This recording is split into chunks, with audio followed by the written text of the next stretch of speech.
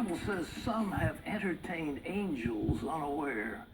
Are angels among us? Do they visit us? Well, watch this. While she was waiting for a bus, Anisha Freeman thought about her life. She thought about all the pain she suffered and the hurt she endured. And at that moment, Anisha planned on killing herself until a stranger she'd never known, she'd never seen before, walked by with a message. My childhood, it was abuse. If I could sum it up in one word, mental, emotional, spiritual, psychological, sexual abuse. Anisha Freeman had an absent father and a mother with paranoid schizophrenia. I started developing a belief system that compared to other people, there was something wrong with me.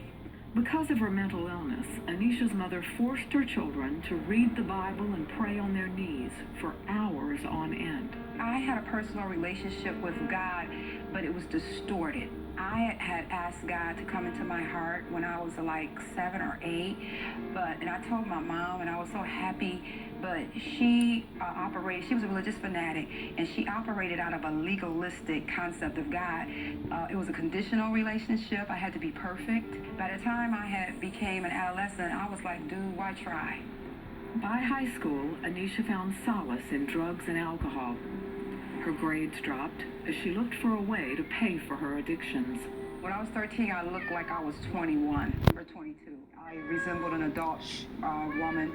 I didn't really think I was prostituting then. I didn't think that's what it was, but that's what it was. I was exchanging sexual services for drugs and alcohol. Anisha ran from her home life after her high school graduation. I was living in Chicago when the addiction kicked into high gear. I had been smoking marijuana, drinking alcohol, occasionally snorting cocaine, but it only lasted for 3 minutes. And it cost $25 to feel like that for 3 minutes. I stopped paying bills. All of my money started going to cocaine. The addiction got so bad till I went back to Detroit, and that's when I got introduced to the crack cocaine subculture. And I started hanging out in crack houses. She stayed on the streets for 12 years, the victim of physical beatings and rapes. I could see evil. I met evil there. I mean, I knew evil existed, but in those crack dens, I saw evil on an entirely different light. There is so many times when I have had pistols to my head, literally, pistols to my head, or somebody who had their hands around my throat choking me.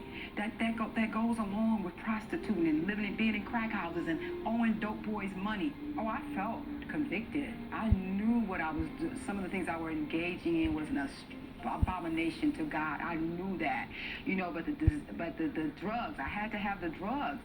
Anisha couldn't handle her life of addiction anymore. She went outside to the nearest bus stop. But I had no plans to get on a bus. I was going to commit suicide. I was timing my leap into the street. I was just real resigned in my spirit. I had made up my mind, I can't live like this anymore.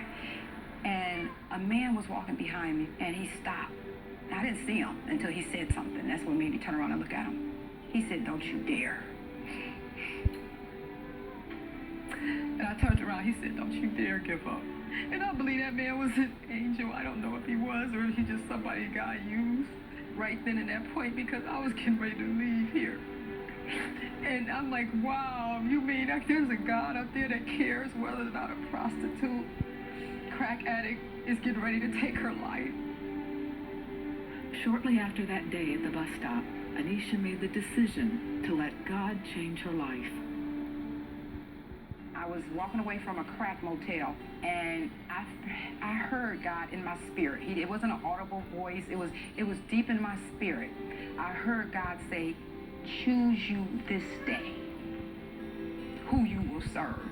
And it's like not only had he showed me himself, he had showed me Satan's kingdom uncut and raw. And I knew right then in my spirit that if I didn't leave at that particular moment, I would die there. And that was August the 7th of the year 2000. And I have not used another drug, any type of mood-altering, mind-altering substance, including alcohol. I have used nothing since that day. Anisha started going to church and completed several addiction programs. The cross means so much to me. It means that I have access now. He let me know I love you when even though you're sin and I don't love your sin, but I love you.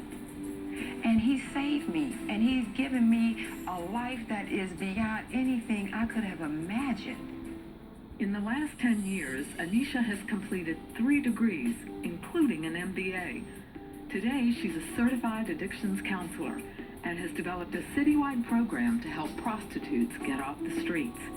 I would say that if you think you're too far, that is a lie straight from the pit of hell. No matter what you've done, God can turn your life around. And he's not going to just turn it around a little bit. He can turn it all around till you don't even recognize your life.